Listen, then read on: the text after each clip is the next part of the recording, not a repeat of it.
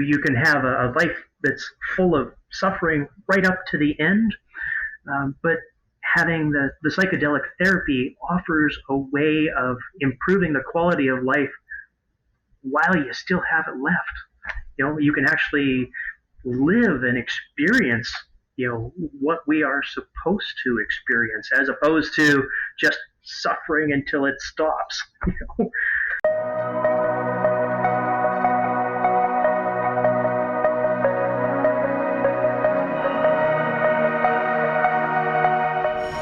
Hello, everyone. Welcome to Field Tripping. Today's episode is anticipated to be really special. We will be talking with Thomas Hartle, one of the kindest spirits I've had the pleasure of meeting, who changed the course of history and the fortune of hopefully millions of Canadians, but for probably the most unfortunate reason. So stay tuned.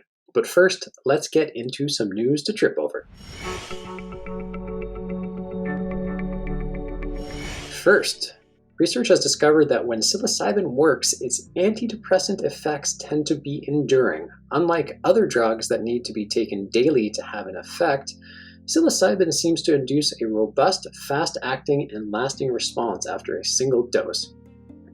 A study out of Yale showed that when psilocybin is given to mice, it quickly increases the number and strength of connections between neurons in particular brain regions.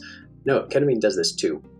This increase is sustained for at least 1 month following a single exposure to the drug, suggesting that the beneficial effects of psilocybin might be driven by these neurological changes. If you wonder why we are doing what we are doing at Field Trip, you should have a good sense of the answer now. Michael Pollan, author of How to Change Your Mind, recently published a new book called This Is Your Mind on Plants. In it, he explores 3 different types of drugs: opium, a downer; caffeine, an upper; and mescaline, an outer. He uses these 3 examples to discuss our complex relationship to nature and drugs. He also published an opinion piece in the New York Times, and he was interviewed by Tim Ferriss and Joe Rogan on their podcasts.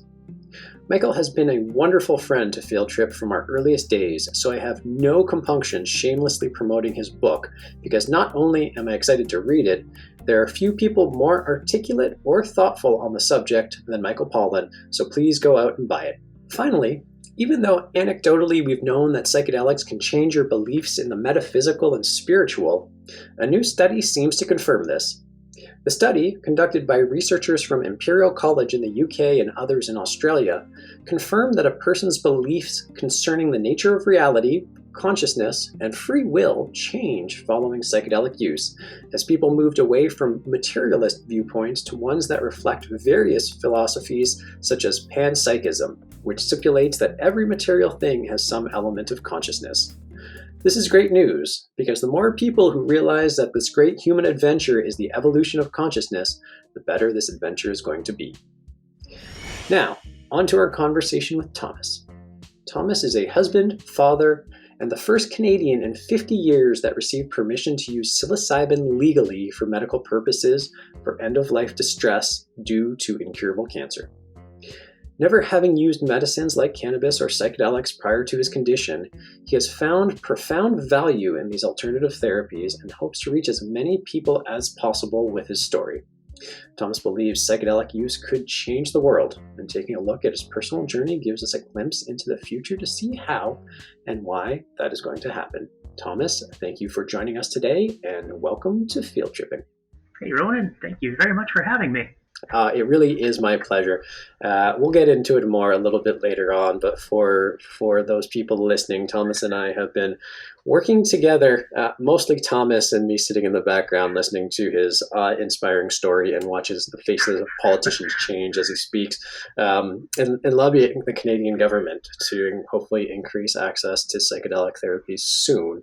But we'll get into that a little bit later. Before we get into that, I only know you for those conversations and the articles that have been written about you on the CBC and various other media platforms, but I don't really know you very well, Thomas, other than to say your energy is very gentle. The work you're doing, I think, is truly a godsend.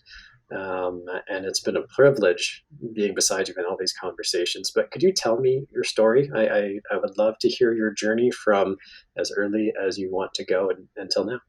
Oh boy. Well, it all began in a sharecropper shack down in.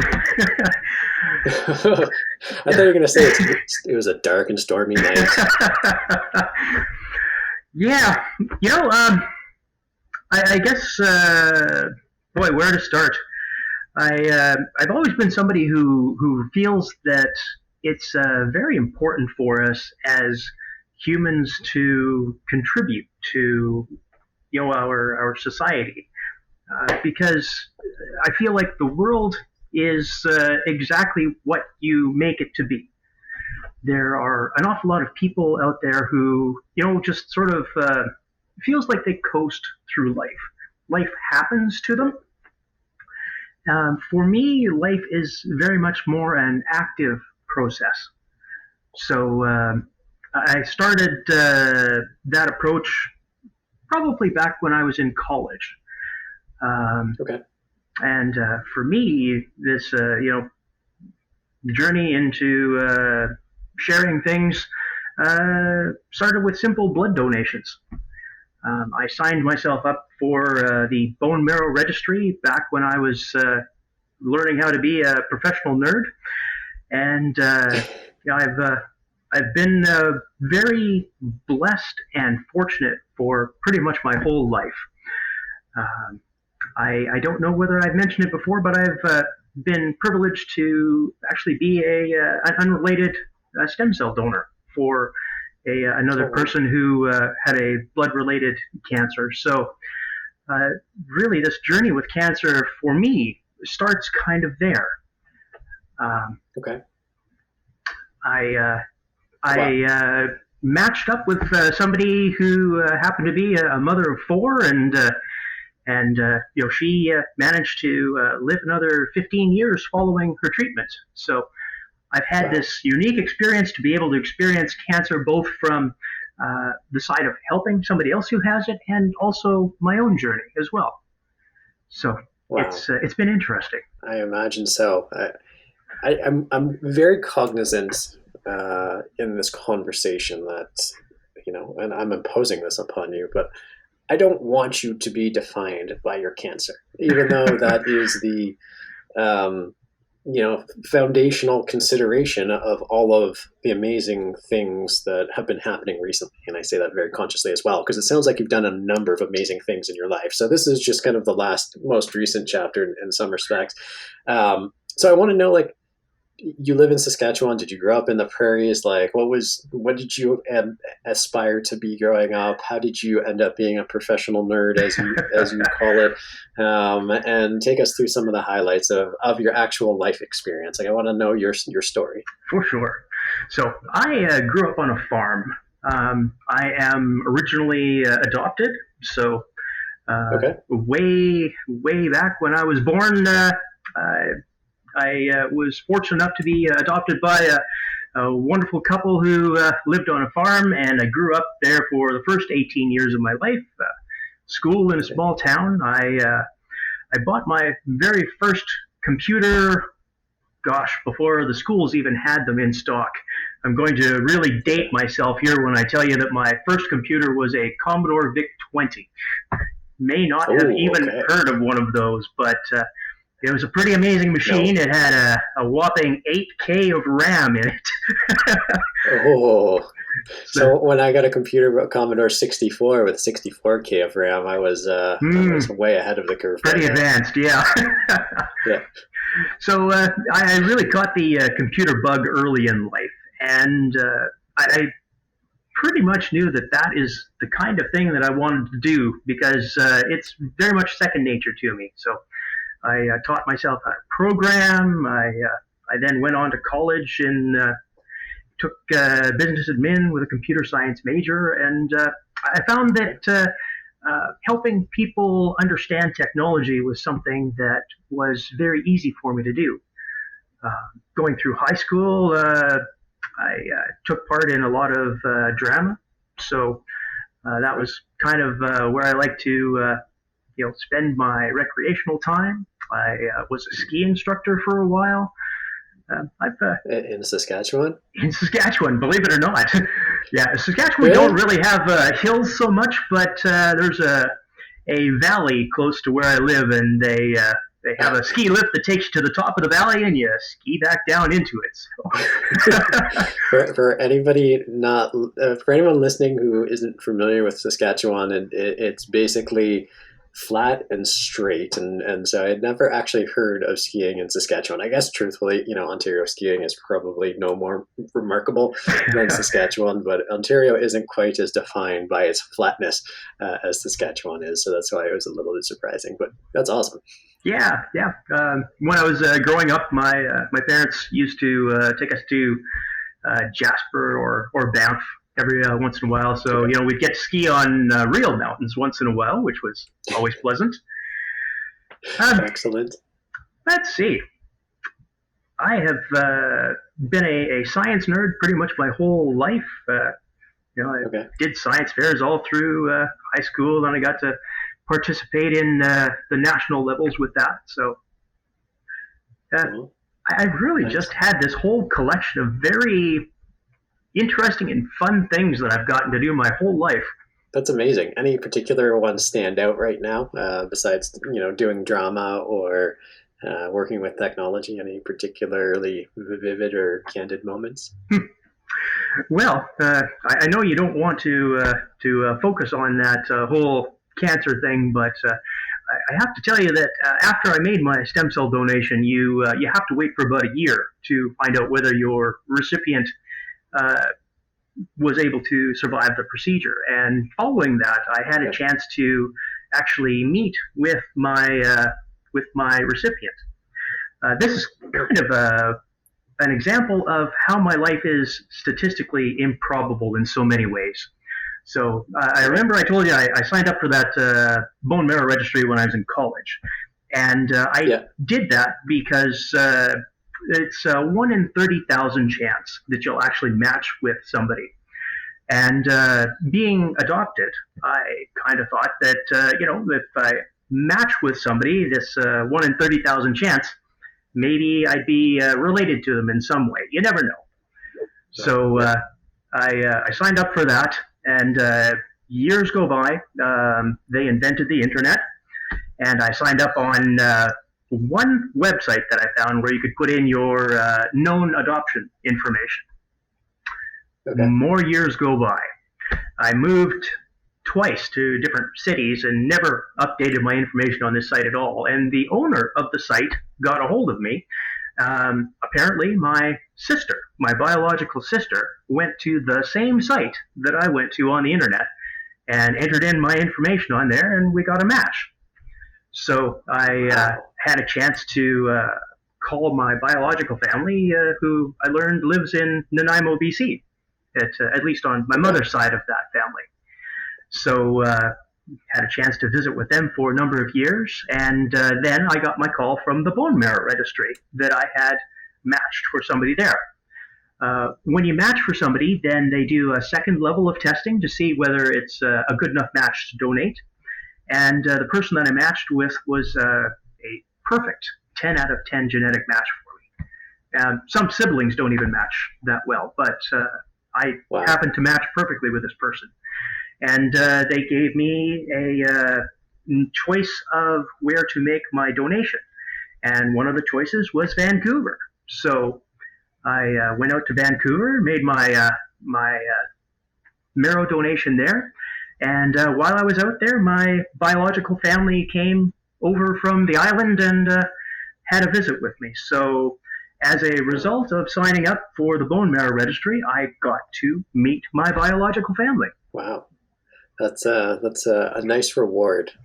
That's amazing. How old were you when you discovered or reconnected with I guess finding out that you had a biological sister and then reconnecting with your family?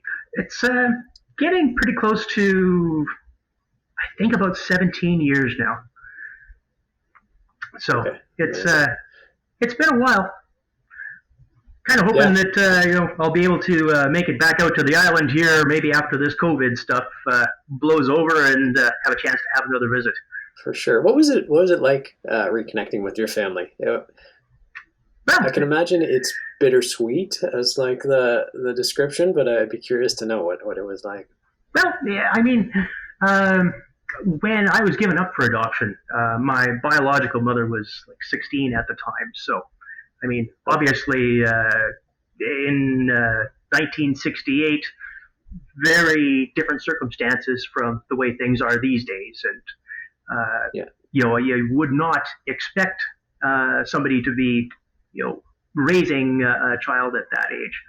So, I mean, um, a number of my friends where I grew up were also adopted. So for me, being adopted wasn't really that big of a deal. Um, Okay. Reaching out to find my biological family, I think, was probably a little more stressful for my mom and dad. Because they weren't too sure my reasoning for wanting to do that. They of course were a little worried that I wasn't happy with my life circumstances and I was looking for a new mom and dad or something. But for me, Yeah. it was really just genetic curiosity. Is there anybody out there Okay. who looks like me, or who thinks the same way as I do, or anything like that? So it was very interesting to find that I've got sisters out there who've got the same sort of a sense of humor that I have. It's things that Yeah. you Okay. don't get necessarily when you're adopted. You know, Yeah, I was going to ask. I heard a podcast about twins that got separated at birth. I think two sets of twins, and anyway, it was just really interesting how they grew up in such different lives Mhm. and lifestyles, but they ended up in so many ways dressing the same way, laughing the same way, and so many things. Like so much of it was genetic and had so much less to do with the nature of the situation, or so the nurture, but the nature of the situation. And it sounds like you found a little bit of that as well. For sure, for sure. Interesting thing. So I was put up for adoption, and there was another sister after me who was also put up for adoption before my two sisters in Nanaimo were raised in their family. And my stem cell recipient, as it turns out, is the right age for my missing sister, but wasn't adopted. So Interesting. I always figured that was kind of a cool thing. We sort of consider each other to be yeah, brother and sister, but we're not really related. It's kind of a neat thing. Yeah, that's fascinating. Super cool. That's an amazing journey, and very touching. You're still in touch with them? Are you close with them now? The I adoptive family or your biological family? Oh yeah, yeah. I do contact them on a fairly regular basis. Being out in Yeah. Nanaimo and I'm all the way here in the flatlands, it's can't just pop over for coffee every once in a while, but it's nice to be able to call them up and chat and see how things are going. Yeah, yeah, for sure. That's amazing. That's super cool that you got on that path. And were your adoptive parents okay with it? Did they get comfortable with the idea? Because I can understand how that may create insecurities in parents being I would myself right expect now. so. Like I say, it was kind of tough for them at first to understand, my reasoning for wanting to find them and things like that. But my dad actually came with me when I went out to make my donations. So my dad was Okay. able to meet my biological mom and the rest of the family and have a bit of a visit with them. And so I thought Oh, that was nice. kind of cool to be able to get them together. Yeah, that's awesome. I mean, it's beautiful. Families are not necessarily defined by blood relationships, although clearly genetics do have a factor in how people act and express themselves. But it's nice to have extended blended families in that way where people can get together. That's beautiful. Growing up, you weren't into drugs. It sounds like you were. I can't remember exactly the words you used. Maybe white bread as a young person growing up. Is that the expression? I would call myself about as boring as white bread, yes. But yeah, I don't necessarily see that as a bad thing. I was never into cannabis or any of the psychedelics or anything like that going to high school. It just wasn't something that I felt that I needed to be a part of my life. And frankly, the campaigning that the war on drugs had done was pretty effective for me. I most certainly didn't think that there was anything good or productive or useful in any of those things. Um, Boy, has that ever come to change. Yeah. I imagine so. All right, let's flip to that topic then. So, well, not quite that. Let's keep it somewhat chronological. So, when did you get your cancer diagnosis? Like, what was the process of discovery? And something that I certainly spend too much time probably worrying about is like, my own mortality and health. And, I'm certainly a bit of a hypochondriac that when anything goes wrong, I always put it to the level of, oh my God, I'm dying, which fortunately, it has not been that case, but I guess eventually it will be. But I can't imagine what that experience must be like. So can you tell us a little bit about that? Yeah, well, I guess the first symptoms that I had showing up started late in 2015. I initially started with a partial obstruction in my intestines. So that was sort of a gradual process that got increasingly worse through till April of 2016. And the process of getting a bowel obstruction, you gradually lose things that you can eat because your intestines start out like so, and they just gradually constrict to the point where eventually it was completely closed, and anything that I ate couldn't pass through me anymore. So that introduced me to a whole new kind of pain that I had no idea even existed prior to that. Sure. I would describe that, as exactly what it is. It's a ripping of the intestines, and it is unpleasant in just about any way that you can think of. So you eat, it doesn't go through you, it has to come back up the way that it went. And Jesus. It's unpleasant. I don't want to gross out your listeners by giving them a real graphic description of that, but that was a time in my life where I really wasn't too sure what was going to happen. Did you have a sense of like the diagnosis early on, or were you just suffering these symptoms kind of? Well, initially, I was diagnosed with Crohn's disease. So I spent 6 months on being treated with immune suppressives for Crohn's disease. And of course, they weren't having any effect at all because, as it turns out, it wasn't Crohn's disease, it was cancer.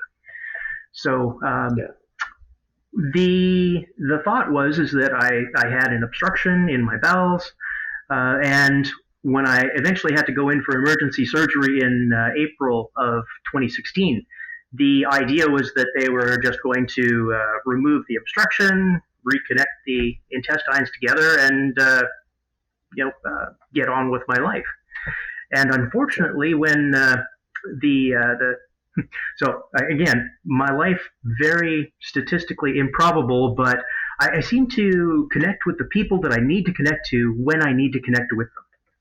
And the surgeon who was originally supposed to perform my operation was like the head of gastroenterology at the hospital I was at, but he got switched out at the last minute for a different surgeon. And that surgeon happened to be an oncological surgeon. So when he opened me up, he immediately knew exactly what he was looking at. And so with that surgery, they took out as much as they could find, and a number of lymph nodes, my ascending colon. I got an ileostomy at that time, and they took out as much as they could, but there was a pretty extensive amount of cancer at that time. So, I go to sleep for the surgery thinking I'm going to wake up and get on with my day. And I wake up and, I now got a bag on me that is not a part of me. My insides are now on my outsides. And, oh, by the way, you also have stage 4 cancer. Jesus. So the day I actually found out about my cancer was another one of those days. So they take the biopsies and they check them, and I suspected that might be the case, but it was a couple of weeks before they actually had the biopsies diagnosed and got the final thing. I don't know. You want to hear about the worst day of my life? Because that's yeah. I mean, if you want to share, yes. You're about to hear some barking because my wife is just pulling into the driveway, and my dog is going to be very happy to see her. No problem.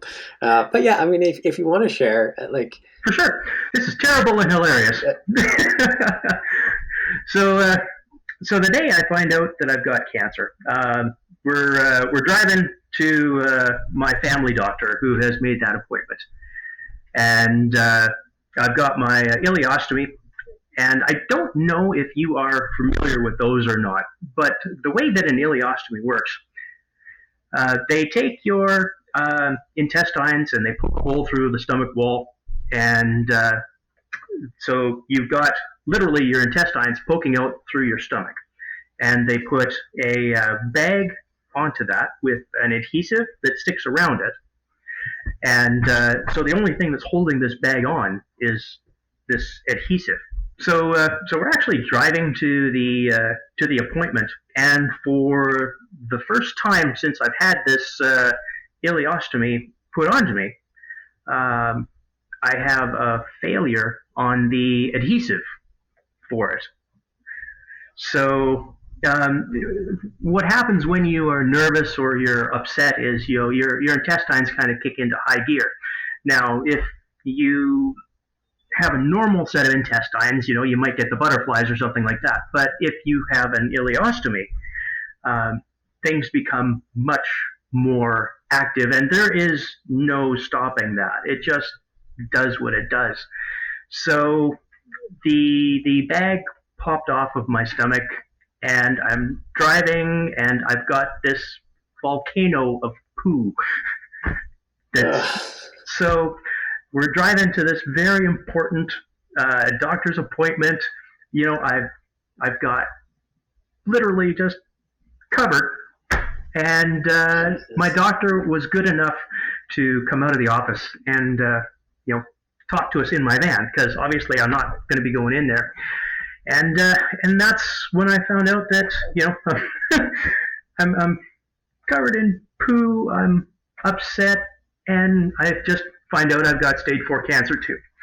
So we're driving home, and it's 4:30 in the afternoon, and it's rush hour traffic, and I'm still volcanoing, and I have run out of things to wipe it off with and towels, so I'm literally throwing handfuls out the window. And I have to tell you, Saskatoon drivers in rush hour have no idea how lucky they were that day that they did not cut me off. Because I tell you, I felt like a monkey. It was, looking back on it, hilarious, right? But yeah, that was probably one of the worst days that I've had. Yeah. Thank you for sharing. Dubious thanks, I'm sure, but no, literally, that is what I would consider one of my worst days.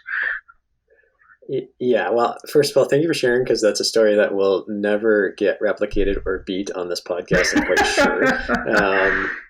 sure. But secondly, I just want to recognize, like, if I was telling that story about a day like that, I would not be able to get through it without being a blubbering mess of a human being. So I just want to acknowledge your strength of character and being able to tell that story. And what's the expression, except that we're a pimple in creation and have a lively sense of humor about it. And you sure seem to have a lively sense of humor about something that I can't even imagine experiencing. I've come to the conclusion that, if you can laugh about the worst day that you've ever had, then, you can pretty much get through anything, honestly. Yeah, it's true. It's very true. It reminds me, I remember, I never liked Marilyn Manson as a singer. He always scared the shit out of me, to be quite honest. But I saw, maybe it was on Bowling for Columbine or another documentary where he said, if you become your fears, they no longer scare you. And I always thought that was really profound advice. And it's kind of the same take on what you're saying, which is if you can laugh at the worst day of your life, then there's only upside from there, right? It helps. It helps. I've had some, interesting and scary moments since then. But I would have to say that being able to get past that stuff has helped me an awful lot. Can you go into any of that at all? And Yeah. the only reason I'm asking is because I really want people to understand as much as possible, what your psychedelic experiences have brought you, right? Mm-hmm. And if we can understand just how challenging, this experience must have been, it really presents just how potent these experiences can be. Mm-hmm. And I think that's important to understand the drama, the black and white nature of what we're talking about, because these are literally your experiences right now are probably, I'm going to say, like 99% of at least North American population's worst fears. Cancer and being covered in your own shit in public. It's like at the same moment, it's like you can't really write that in a movie much better. And here you are laughing about it, and sharing the story openly and easily, and it's just amazing. So I mean, thank you. But any other detail, it is relevant, and I think it's important too. Yeah. So once I got my diagnosis, then things really kind of kick into another gear. So you immediately go onto the conveyor belt for cancer treatment. For me, what followed was 12 rounds of Folfox chemotherapy. And I don't know if you are familiar with that one, but the side effects from that particular type of chemotherapy are fairly unpleasant. The main one being neuropathy. So I lost the feeling in my fingers and toes to the point where I could no longer do up buttons on my shirt anymore, or fine motor skills like that. I lost the ability to just keep my balance just having a shower. I'd have to put my arm on the wall to be able to tell if I was upright or not, because I couldn't feel my feet anymore. And the neuropathy, I'm kind of grateful for that one, because that was a big step for me in my journey towards some alternative treatments that I have found to be really effective and helpful. Okay. I did a large number of supplements to complement my cancer therapy, but at that point in time, I started looking for something to help me treat my neuropathy that I had. And my search for something that would help with that led me to some studies that they were doing in Japan using lion's mane mushrooms for helping people who had dementia. Lion's mane being a non-psychoactive mushroom, it is a mushroom that is got neurogenic properties, so helps to promote the growth of nerve cells. So I started using those, and happy to say that they were very, very helpful with getting almost all the feeling back in my feet. I can't even tell there was anything wrong with them. My hands still have that slight tingle to them, as if they're just a little bit asleep, but for the most part, pretty much normal.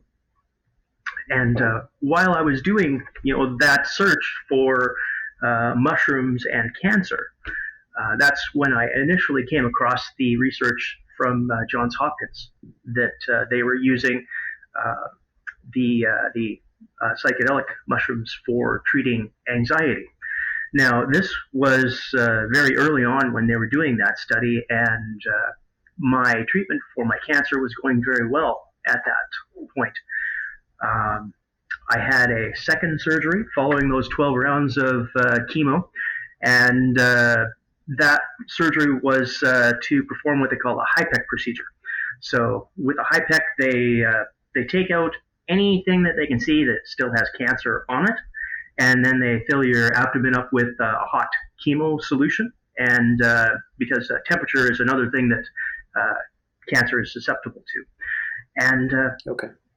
but when they did that particular operation, they could only find one single remaining tumor on the small intestine. So they did a resection for that, and the other cancer that was in the peritoneal tissues and the lymph and the intestines, they couldn't find any more of it that was worth taking out. So they reversed the ileostomy at that time, reconnected my intestines back together again, and basically said, "We think we got everything. Go live your life." And then they put me on regular PET scans every 3 months. Every single one of those PET scans has come back completely 100% clear. So for the next, would be close to 2 years, I was getting PET scans and feeling very happy with myself that, woohoo, I beat cancer. Yeah. And gradually I started to experience the symptoms of low hemoglobin, so anemia. I unfortunately, experienced some anemia with my first round of cancer, so I'm familiar with what it feels like. And so I went into my family doctor to get that checked to see if that was really going on. And my hemoglobin levels got down to 67. So the normal range for hemoglobin is between 130 and 180. So we knew that I was definitely losing blood. I went in for a colonoscopy following that, and right away they found 2 bleeding tumors on my intestines that are completely invisible to the PET scan. So they scheduled me for my third surgery in the summer of 2019, and the same surgeon who performed my first operation was there for that surgery. And the intention at that time, they figured, okay, we've got 2 tumors on the large intestine, we can deal with that. We'll take out the rest of the intestines, and I'll probably wind up with a permanent ostomy at that time. So they opened me up, and it wasn't just 2 tumors on my large intestine. It was tumors everywhere. So the surgeon, he cleaned up the incision line and just closed me back up. There's literally nothing he could do surgically. So there's I think 51 different locations that they checked in the abdomen for where there could be tumors, and I had tumors in 42 of those 50-some locations. So he said, if he wanted to take out the cancer, he'd basically have to ruin my entire digestive system. So there's just nothing they could do for that. So I'm sorry to hear that. You wake up from that surgery expecting to have the ostomy this time, and instead of having the ostomy, it's there's nothing else we can do for you. So they put me onto chemotherapy. This time it's a type called FOLFIRI, which is the same components, but they substitute the oxyplatin component, which is a platinum-based one, which is what causes the neuropathy. They replace that one with Ronan, I believe is the drug. and I've had 40, 43 treatments since then. Okay. So I have chemotherapy every 2 weeks, and yeah, that has been my life ever since. Wow. Jesus. So that recurrence of the cancer in 2019 is really where my journey with anxiety started, because when I got that diagnosis, you know, not only is the cancer not gone, it's back. It's much worse than we thought it was, and it is completely invisible to PET scans, CT scans, ultrasound, MRI, blood work.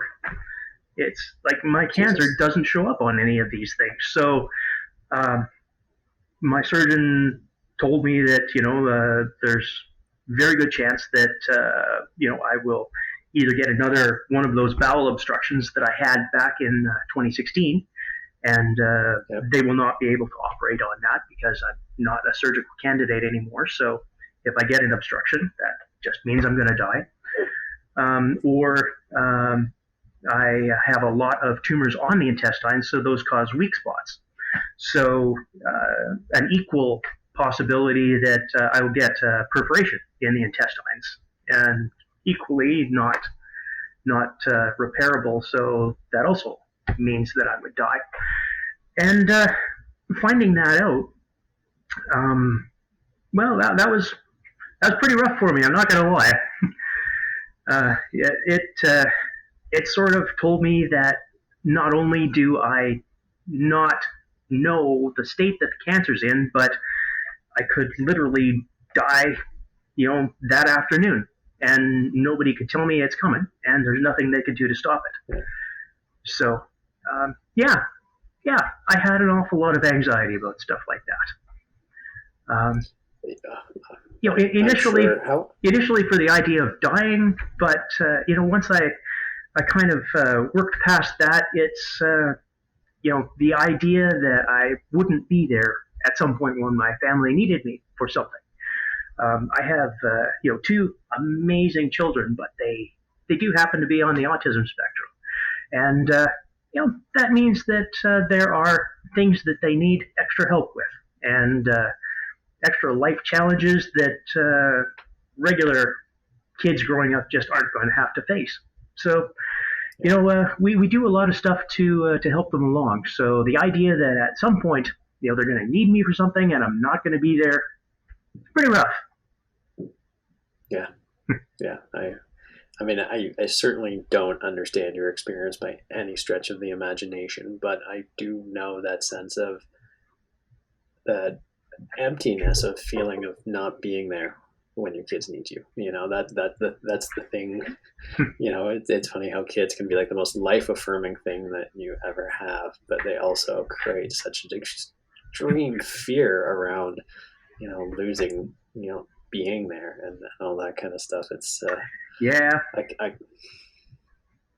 I have as much empathy as I can offer, which is not nearly enough because I can't possibly understand what that feels like. But thank you for sharing. And once again, your strength and your candor and your humor through all this is, been very inspiring. So thank you for sharing all this. After the first diagnosis, was the anxiety manageable? Like I can't even imagine the second round, but the first time, how was that? I don't know whether you've caught it or not, but I'm a really positive person. Yes. And for me, that positive attitude was really enough to carry me through my first round of chemo, and the first go with cancer. I genuinely felt that I had a very good chance of beating it. And, I took that to heart. I definitely kept that in my mind. And I did a tremendous amount of research because being a professional nerd, that's what we do. And I found adjuvant therapies that had shown clinical efficacy for being able to enhance the type of chemo that I was doing, and were able to shrink tumors. And when they opened me up for that second surgery, and I learned that what I was doing actually worked, um, that really kind of wiped the slate clean for me in terms of anxiety. I spent the next couple of years blissfully happy, and it was going fantastic for me. Obviously, whenever you get a diagnosis of cancer and you're stage 4 right out of the gate, I mean, there's going to be anxiety. There's no getting around that. But I never really allowed myself to believe that I would not be successful in my treatment. So I think positive attitude helps. Growing up, were you a? Go ahead. Getting the second diagnosis, unfortunately, just kind of blew a lot of that out of the water for me. It was just like a tidal wave. There's so much you can deal with, and that went outside of the scope for what I could handle, unfortunately. I'm sure that goes out of the scope of what 99.99% of people could handle, because even in light of everything, your optimism and your positivity shines through. So for lesser people who don't necessarily carry that level of optimism and positivity, I'm sure there's no way they could handle that for sure. And I can only imagine. I mean, it's not just the anxiety. I imagine the powerlessness must have been just brutal, right? And that feeling of rage, especially coming from the place of, oh, I thought I beat it. Oh, I got this figured out. Like, life worked out. Life gave me, I rolled the dice and I got a good roll. And then to kind of have it just like your feet knocked out of you, and I can't imagine. It was a lot to deal with, and so I mean, the story after that is one I've had a chance to tell quite a few times. My journey, being able to revisit the research that I found on psychedelics and their use in treating end-of-life anxiety. I have to say that I was, in spite of all of the evidence and the research, I did not understand how it worked at that time.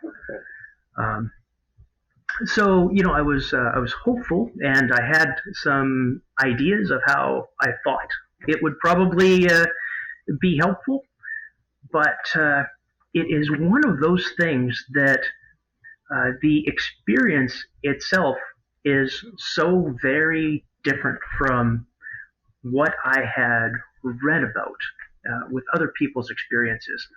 You have these preconceived notions of what you think it's going to be like, or what you think you're going to experience, and what's it going to look like, and what's it going to feel like.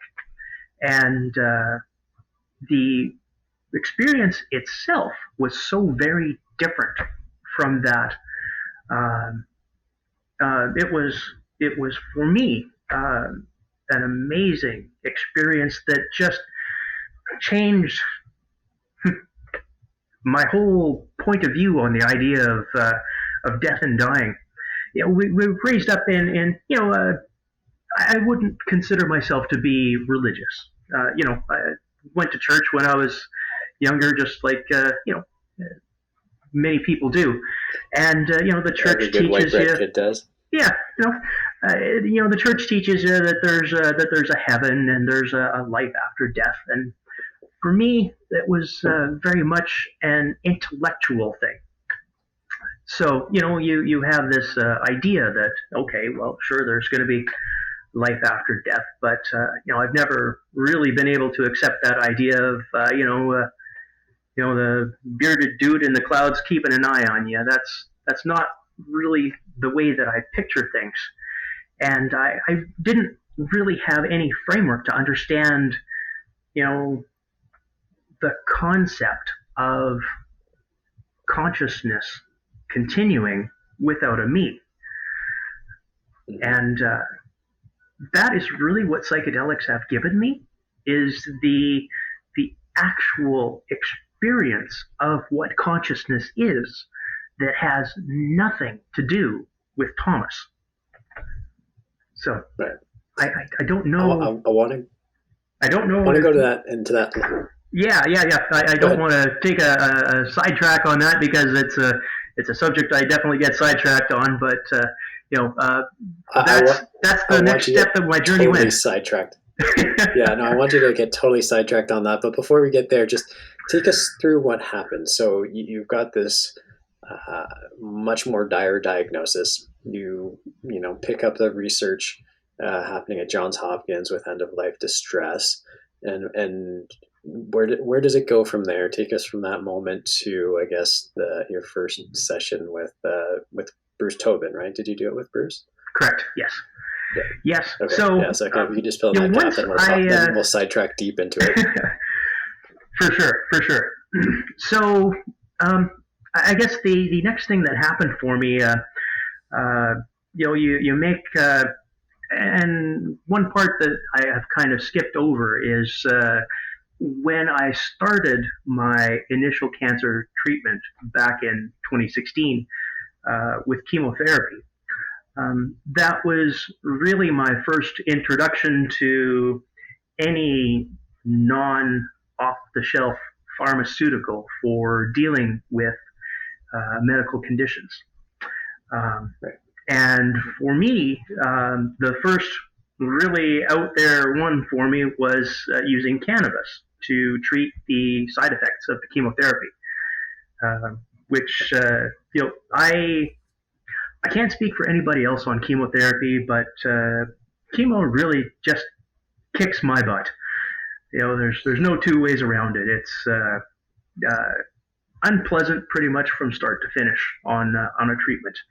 And I have a number of prescription medications that I take for dealing with the nausea and the pain and everything that goes along with it. And frankly, the chemotherapy just blows through that stuff like tissue paper. Right. So I discovered that cannabis, and specifically I make my own cannabis oil. So I extract the concentrate from the plant and take that orally. That for me is a complete godsend. There isn't any way that I would be alive today if I did not use cannabis for dealing with that, because the level of nausea that I feel on a daily basis is so much that I would not be able to eat enough calories to live. So for me, that's kind of what plant-based medicine has done. It's, it has literally saved my life. Forget about, the cancer treatments and things like that. If you can't eat, you can't live. So for me, that was the introduction that, something that isn't from a pharmaceutical manufacturer can have these amazing benefits. Yeah. Has the chemo gotten any easier over time, or is it still just as hard? You're just better at managing it with the. I am going to say that since my experience with psilocybin, the chemo has been tremendously easier to deal with. The anxiety and the anticipation of the unpleasantness that goes with chemotherapy for me was greatly amplified. The anxiety and the anticipation just kind of went together in a very I mean, if you were looking for an effective way to have anxiety, that's a good way. Um, Cannabis, unfortunately, is also something that amplifies anxiety for me as well, and It does, okay. it unfortunately does. Yeah, yeah. Great for dealing with chemo side effects, but not effective for dealing with anxiety for me. I think there are some people who, have a little better luck with that particular thing. I know people who, use cannabis and they use that to get to sleep and deal with things like anxiety, but not me, unfortunately. But, I at least had the experience of knowing that a natural substance like that could have potential benefits. So it opened my mind up to the possibility that something like that could be beneficial. So having that door open, that was my first step. And take us from there.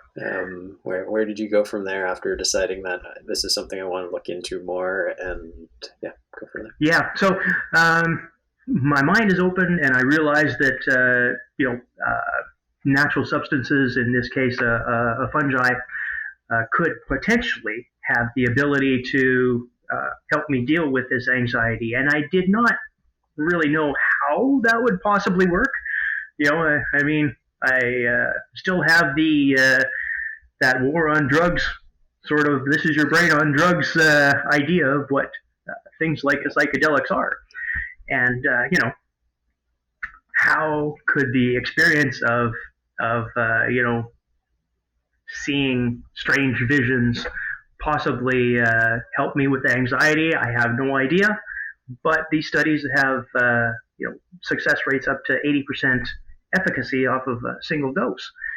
And being a computer person and being somebody who has been interested in science my whole life, I tend to have a fairly good trust in science. Uh, Numbers really, either you believe it or you don't. And I believe in it, and that hasn't steered me too far wrong. So I decided that, I'm going to give this a try. I have literally nothing to lose. If the worst thing is going to happen is I still have anxiety. So, why wouldn't I explore this further? So I started looking for any place where I could get in on a test here in Canada to see if there was any research going on. And back when I was looking at it, there was literally nothing, absolutely nothing going on. So your next step is, well, where can I find somebody who knows anything about this? I most certainly just don't want to pop a bunch of shrooms and see what happens. And for that matter, where would I get them from? That's the other problem. I don't want to be talking to Guido on the corner who might be lacing the product with fentanyl to stretch his profit margin. Yeah, at that point, you have to make some decisions. Do I want to be looking into the shadowy underworld, or what are my options? And I was fortunate that again, I find the people that I need to find when I need them, and a search for somebody who was familiar with the use of psilocybin for treating cancer patients came across Theracil, and they were taking applications for patients that they were looking to assist with this Section 56 application process that so many of us have gone through now at this point. And I was one of the first 4 people that they assisted with that process. Okay. There were 3 other people in front of me who had their applications in for about a month before I did mine. And it took a couple of months before mine was eventually approved. So very, very grateful to the folks at Health Canada and the Department of Controlled Substances. They had the ability to say no. I honestly, my humble opinion, I don't think a no would have stopped me. But I'm very grateful that that was not the answer, because for me it is important to not only, you know, do it in a legal way that other people can copy and follow along, but I mean, I'm looking at taking this substance because I have anxiety. Do I really want to also have the anxiety of going to jail for treating the anxiety? So, uh, very fortunate that they approved that in August of 2020. And Dr. Tobin volunteered to come here to Saskatoon from BC and do my session. What was it like when you got the approval? On the one hand, I have this kind of image of total ecstasy, and excitement, and I'm sure there's a part of that, but I also get the sense that not knowing what you're getting into, it's like, this is great, but what did I just get myself into, kind of thing. Honestly, may have come up, but I'm curious to know. There was so much anxiety in my life at the time when they gave me the approval, that it is a bit of a fine line between being happy and grateful that I had the opportunity to do this, and that, exactly like you say, what have I gotten myself into, and have I bitten off more than I can chew? And am I going to be one of those people who this isn't compatible with? Am I going to be giving myself a psychotic break, and now I not only have cancer, but I've lost my mind? And all of these things that you have these ideas of what the experience is going to be like based on other people's experiences, and you just don't know. But you swallow down the fear and you move forward with things, and this is how we make progress. I have found in my life that anytime I encounter something that is terrifying and you can't deal with, from getting married and having kids, to being a stem cell donor, to going through with cancer and this type of treatment, courage seems to be rewarded. There's no other way to put it. It's awesome. If you just decide that I'm going to do this and accept the outcome, most of the time it works out. Courage seems to be rewarded. That's beautiful. That's like, if there's any nugget of wisdom that I think anyone has taken from her now, I think this is our 27th podcast or something like that.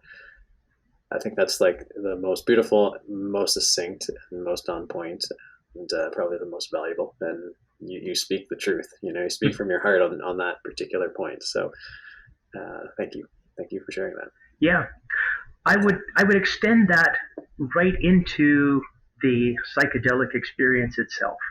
And I haven't had a chance to discuss your level of experience with psychedelics, but I would have to assume that you have some familiarity with the subject. And on that topic, you hear about people who have bad trips. I would call those challenging sessions myself. And that whole idea of courage being rewarded extends into that for me. People have these challenging experiences where they experience something that is unpleasant, and you have to accept that the experience is exactly what it is supposed to be. And if you embrace that challenge or embrace the fearful thing, that is where you get these really deep, meaningful results coming out of your sessions. I have found from people that I talk to, and my own personal experience. So I don't know what you have brought out of that, but for me, that is really a key point, that you have to just be brave and embrace it and move forward through it. Yeah. I mean, the illusion of control is one of the greatest fallacies that a lot of people believe in, and the belief that people actually want to be in control is another fallacy. But that's an entirely separate conversation. Uh, in my experience, I've genuinely only had positive experiences. I haven't had a challenging experience, but they've been magical. But that's probably a function of the fact that even though my experience with psychedelics is still fairly limited, to be quite honest, I've done a lot of soul searching and spiritual questing and meditation and work with metaphysics that I think I've done a lot of the stuff that may bring up the challenging experiences, but who knows? Again, I'm just on the early roads of my journey as well. And I'm happy to share more about it. So take me to the day of your first experience and take me through that experience and share as much detail as you feel comfortable sharing. And just to sort of set the framework, I actually just did a very significant session this past Thursday, and I'm not going to belabor my experience, but suffice it to say that it started with me being on stage with the Rolling Stones in 1977 at the Alma Combo in Toronto. And it kind of went from there. And I wasn't born in 1977, so let that speak for what it is. But feel free to offer as much detail about your experience and what you saw and what came up and what you took away from it. And actually, before you answer that, how many experiences have you had now since getting your Section 56? Two. Okay. So, I will not claim to have a comprehensive number of experiences like a lot of people that I've talked to. I know people who do microdoses. I know people who have done, a large number of macrodoses. And, for myself, I am literally just taking it for the purpose of alleviating my anxiety. And the fact that I have done just 2 sessions is a really important point that I think people need to know about. This treatment is so very different from a traditional antidepressant that people take.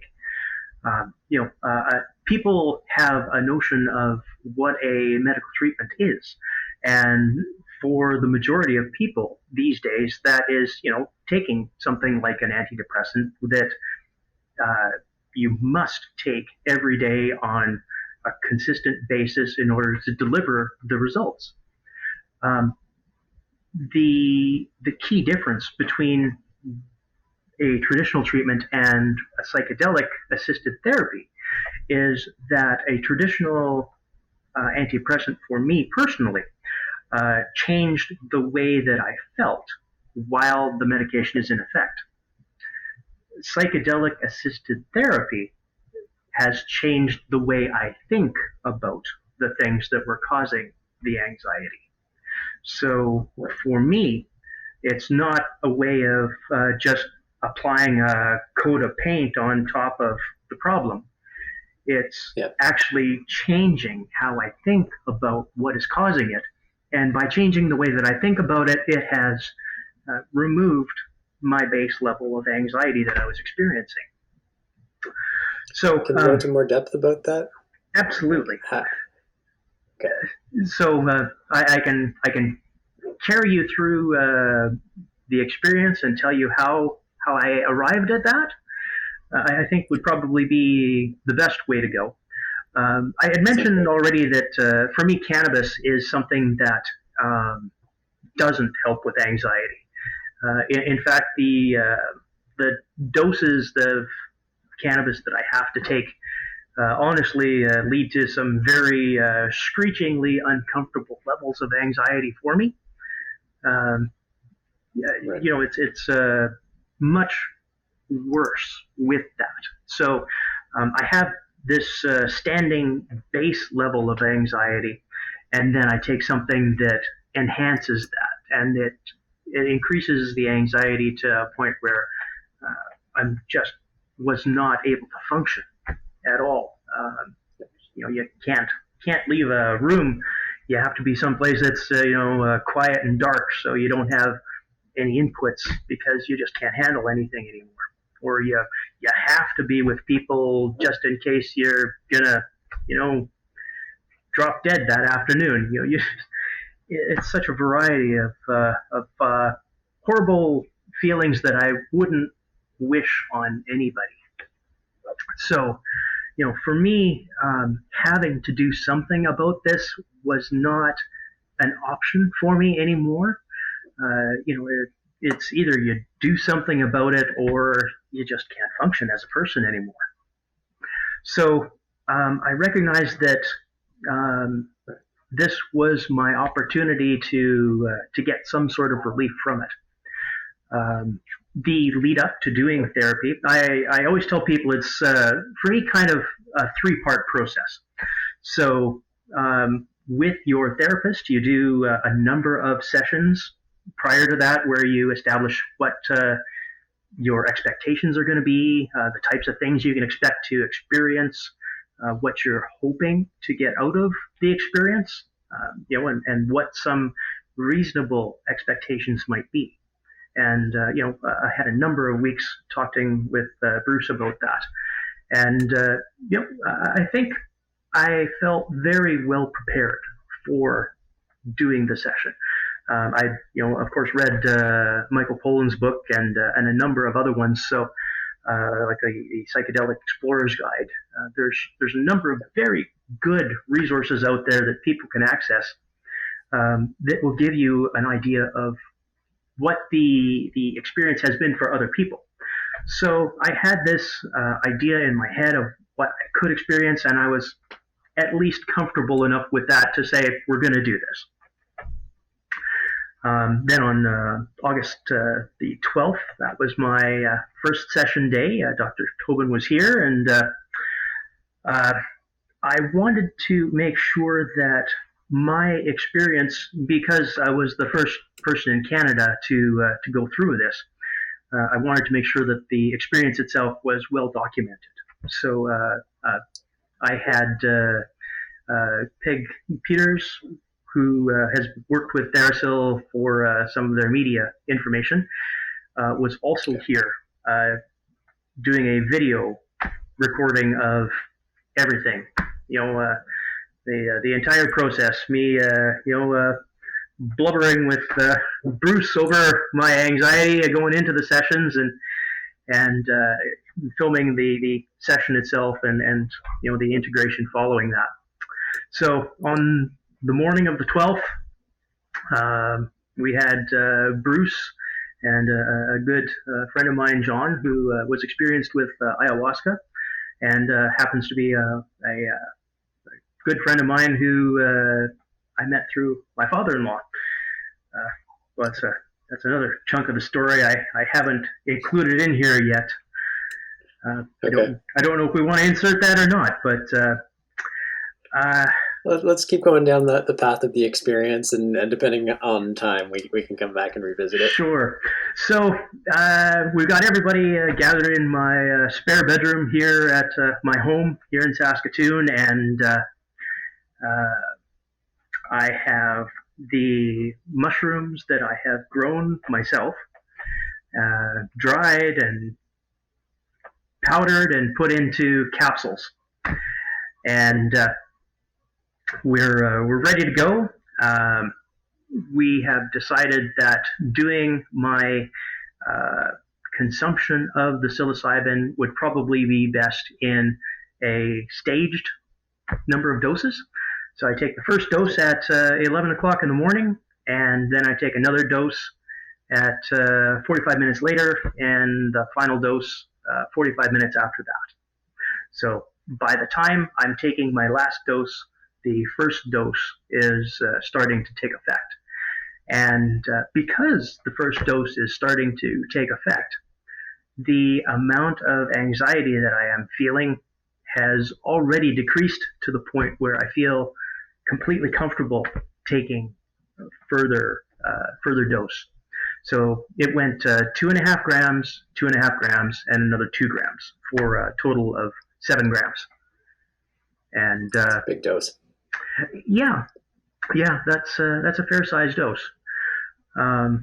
I really expected that I would experience a lot of the distortions in the visual experience or auditory that I've heard a lot of people talk about. I was very surprised how easy it was for me to remain completely present if I chose to.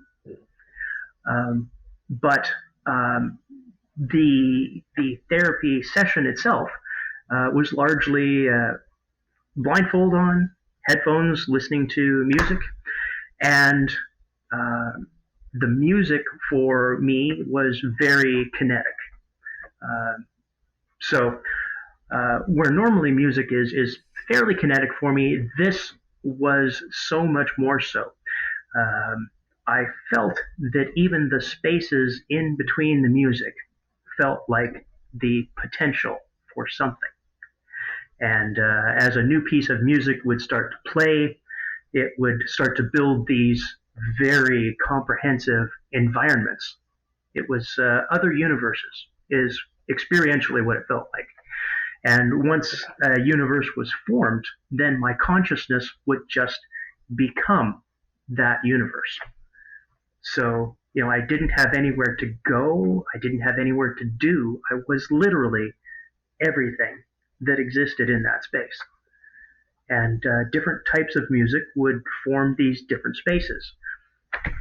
Um, for me, I was having trouble deciding whether the music itself determined the themes for these spaces, because I found, so for example, some South American music that I was listening to generated this space that felt very Aztec or Mayan in design, the style of it, while not exactly the same as the artwork that you would see in like Aztec ruins. It was very reminiscent of it. It was almost like a blend between technology and nature in that particular instance. Um, it was similar with other types of music, where I found that the music shared these themes with the type of art that you would associate with that culture. So I don't know if my own predispositions produced those spaces, or if artists of those cultures experienced psychedelics and music and produced the same artwork as a result of that. So that is one that I am still scratching my head at to this point. But what's your gut say on that right now? gut is telling me that they have also experienced the psychedelics and that this is a shared common space. To me, the music and the vibration that is produced from that very much seem to create that space. And I believe that if I had psychedelics again and listened to the same music, it would produce the same space. You spoke a little bit earlier on the idea of all matter having consciousness, and I'm trying to remember the what is the name of that? Panpsychism. Panpsychism. Thank you. The psychedelic experience for me really very much awakened that panpsychism idea in me. While I was under the influence of the psilocybin, I still knew that I had a body and that it existed. And, I would come back and check on it from time to time, kind of the way you would check on, your pets or a house plant or something like that. But when I allowed myself to completely be immersed in the music and the internal experience, Thomas did not exist. I didn't have any notion of that I even had a family, let alone their names or anything to do with this life.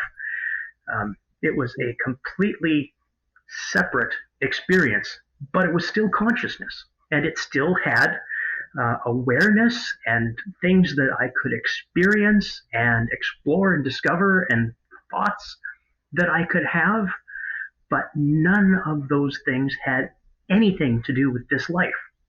And when I say that the experience changed the way that I think about the idea of life and death, that's really where it comes from for me.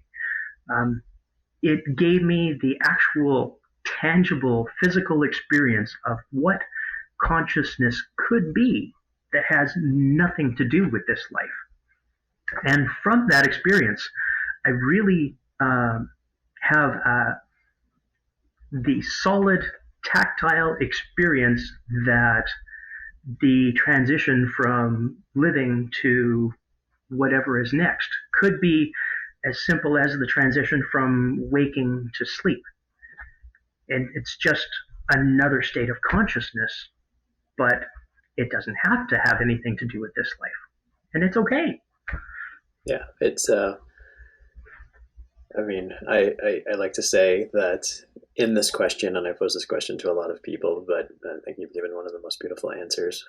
But I'm asking you to F the ineffable, right? Because it's so hard to describe that feeling, but the feeling, and I haven't had it exactly that context, but you described it as an idea, but then you talked about it being tactile. And the only way I can describe it is it's not just an idea, it's a knowing. Like it's an inherent, I just know. I can't prove it. I can't validate it. I can't explain it. Yep. Just know. Well, let me give you my spin on it. How about that? And Sure. I'm Please. going to delve into this panpsychism idea a little bit to get there. I hope you don't mind. Yeah. Not at all. So panpsychism is the idea that the fundamental nature of reality is consciousness, and that all things in it are consciousness built from smaller conscious components. For example, there's a number of different spins, but that one will do for my purposes. So you don't have an atom necessarily. You have consciousness which creates the atom as a part of its conscious experience. So, in the same way that you can have, say, a bucket full of iron filings. So, those iron filings, they have a conscious experience, which is whatever it is to be an iron filing, but it doesn't necessarily have a form or a purpose. Now, if you take those iron filings and you melt them down, you can turn them into a tuning fork, for example. So now those individual units of consciousness now have a combined conscious experience of being a tuning fork. The tuning fork can produce a sound. I believe that in the same way that our body houses our consciousness, our actual consciousness would be the sound that is produced by the tuning fork. So that sound is an energetic creation, but once it is created, it exists even if the tuning fork doesn't anymore. In the same way that our bodies can come and go, our consciousness is no longer dependent on the body existing for its own existence. That's a great example. It's an easy way to try to make sense of it. One of many crazy ideas I have. It's a good one. Well, thank you so much for sharing that. I do appreciate it. Are there any other particular insights that have come out of these experiences that you'd like to share?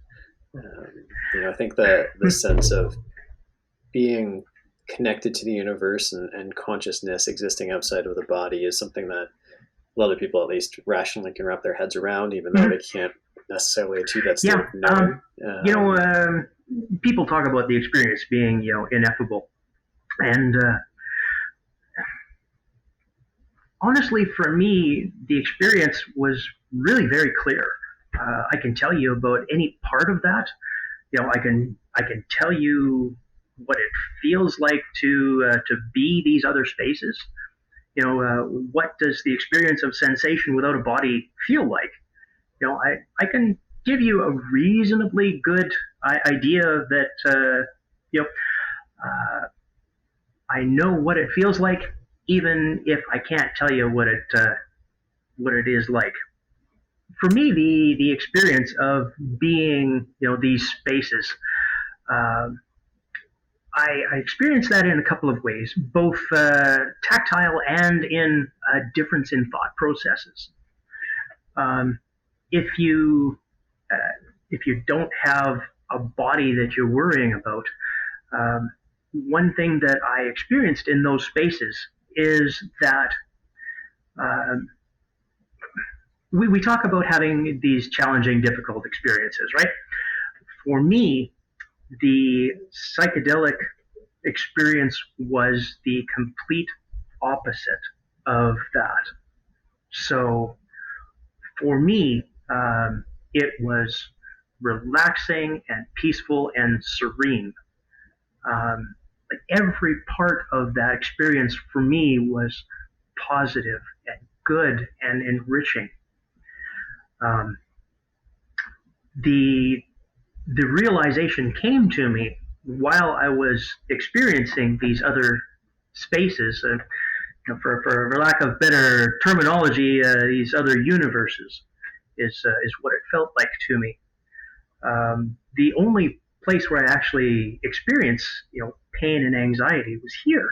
Um, this was the only unpleasant place that there was, and that was such a a warming, comforting thought for me that, you know the only place where I experienced these horrible things, like the cancer and the chemo and the discomfort, is here.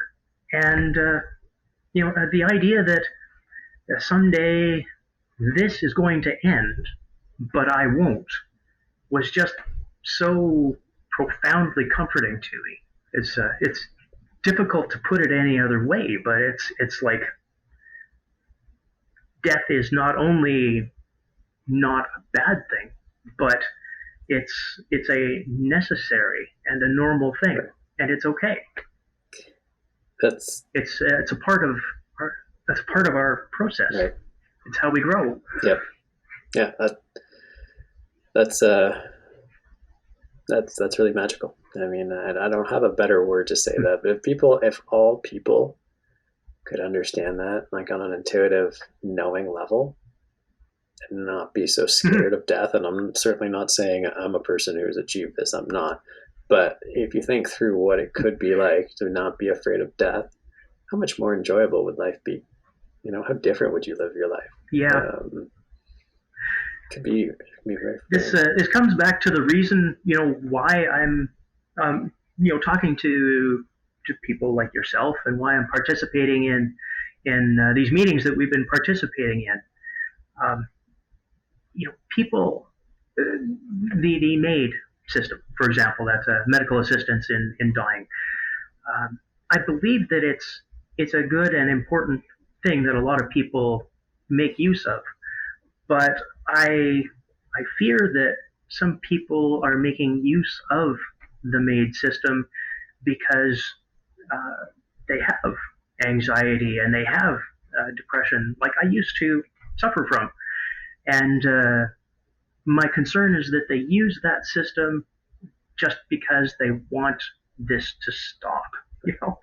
Can't take it anymore. And I gotta admit, I understand completely where they're coming from. I would be lying if I said that I never had a thought like that. I'm grateful that I was able to go through what I've gone through, to work my way past that. But um, when you just want it to stop, that's very different than being able to embrace that it's okay and being good with it. You can have a life that's full of suffering right up to the end, but having the psychedelic therapy offers a way of improving the quality of life while you still have it left. You can actually live and experience, what we are supposed to experience, as opposed to just suffering until it stops. Yeah. So just for everybody listening, Thomas and I have been working together with Michael Kidd and a number of others, lobbying the Canadian government to open up access to psychedelic-assisted therapies, ideally for all Canadians who are suffering with any mental health challenges, but in particular, Canadians facing end-of-life distress. And I'm pleased to report that nearly every conversation I've participated in, most politicians we speak to seem very open and receptive to the idea. They recognize the need, they recognize the humanitarian considerations, they can realize the compassion involved in it. So I'm feeling very hopeful. But Thomas, just out of respect for your time, because we've taken a lot of it, you've spoken elegantly in all of those conversations with politicians, but I imagine there's always a degree of decorum that you put on in those meetings. And so as we wind down this podcast, I would invite you, all decorum aside, speaking from the heart, what would you like to tell all the politicians, all the leaders, all the decision makers out there about psychedelic therapies and how they should think about it? No holds barred. Well, the fact of the matter is that politicians are just people like we are.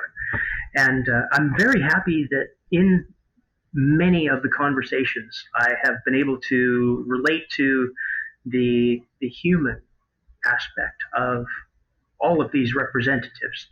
And the majority of people that I have spoken with have been at least open and receptive to hearing about it. I can't say that all of them have necessarily been, on board or in agreement or have had the understanding necessary yet.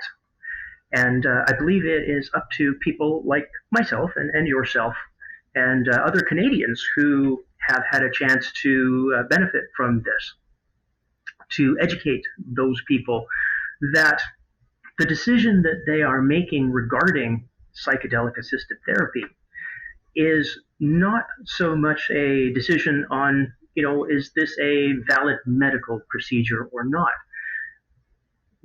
The evidence is already there. I mean, there's been a large number of studies that have proven that this is effective. And from personal experience, I can tell you that it is unlike any other treatment that's out there. The longer that we delay doing something about this is a longer delay for Canadians who are suffering on a daily basis. These are people who don't just have terminal illnesses, but they're people who suffer from, anxiety and depression, and we are going to see an avalanche of anxiety and depression happening as a result of the terrible things that COVID has done to our Canadian economy. There are thousands of people who are out of work, and those jobs are just not coming back. We have the choice of enslaving people to a pharmaceutical system that has proven that it can't cure anxiety and depression. It can mask the symptoms. We are at a position where we have the potential to cure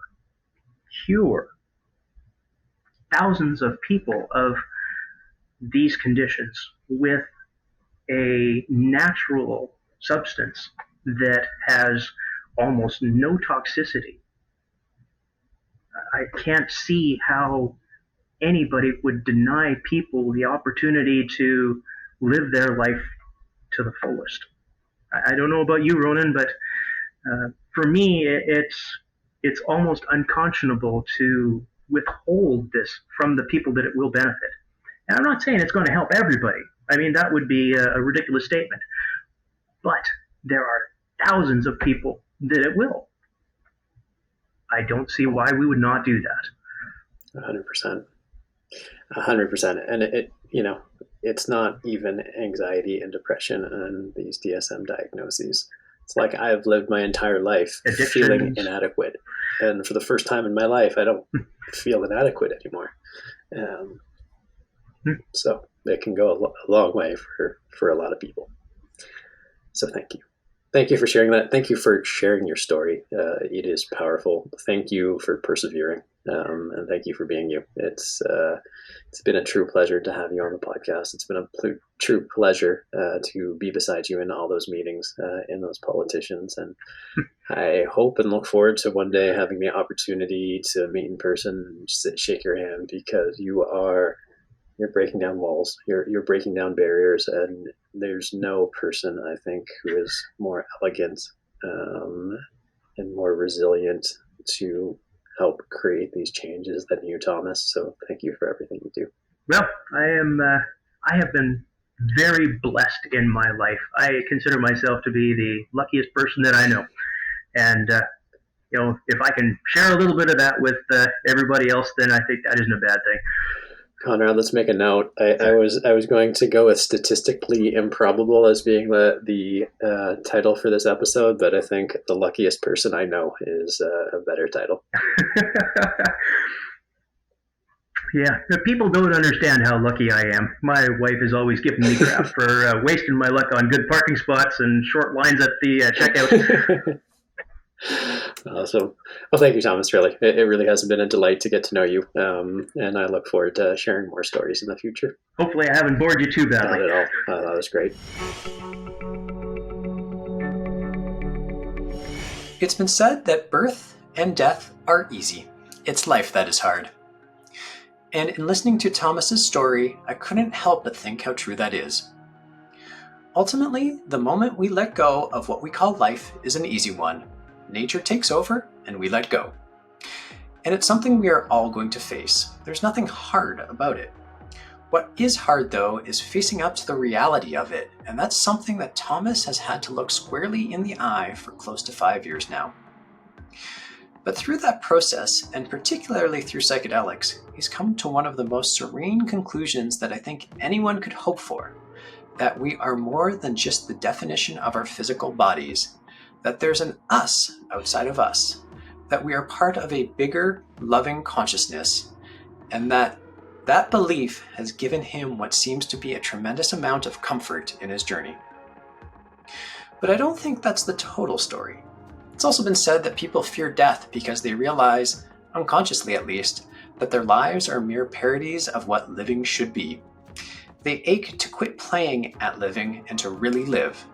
And I get the sense that Thomas, with his bright outlook and optimism, has maybe his entirely life been really living, which only got revealed to him through his psychedelic experience. I've started saying with an increasing degree of frequency that there is magic in those mushrooms, and Thomas's story couldn't be a more perfect example of that truth. To wrap today's episode, let's check on your questions to trip on. Hey, Ronan. Just a quick question. What do you think is the biggest misconception about psychedelics? Fortunately for me, this is an easy one to answer. Most psychedelic substances like psilocybin, LSD, and MDMA are still scheduled in many Western countries, which means they've been determined to have no medical or therapeutic value. In fact, many people still believe that they are highly addictive and will ruin your brain. In both cases, almost nothing is further from the truth. Trial after trial after trial has demonstrated that these molecules can have profound and significant medical, therapeutic, and emotional benefits, and they carry some of the lowest risks associated with any drugs, let alone narcotics. Certainly, no drugs are entirely safe, but when it comes to psychedelics, these are just about as safe as it comes. As a quick reminder, you can now record a question for us, and we will play it on the show. It's a great way for us to feel connected to you, our amazing listeners. To record your question, go to speakpipe.com/fieldtripping, or you can send us your questions, comments, or any episode ideas via email to fieldtripping@castmedia.com. That's cast with a K. Thanks for listening to Field Tripping, a podcast that's dedicated to exploring psychedelic experiences and their ability to affect our lives. I'm your host, Ronan Levy. Until next time, stay curious, breathe properly, and remember, every day is a field trip if you let it be one. Field Tripping is created by Ronan Levy. Our producers are Conrad Page and John Savak, and associate producers are Sharon Bella, Alex Sherman, and Macy Baker. Special thanks to Cast Media. Finally, please rate, review, and subscribe to our podcast, and sign up for our newsletter at fieldtripping.fm or wherever you get your podcasts.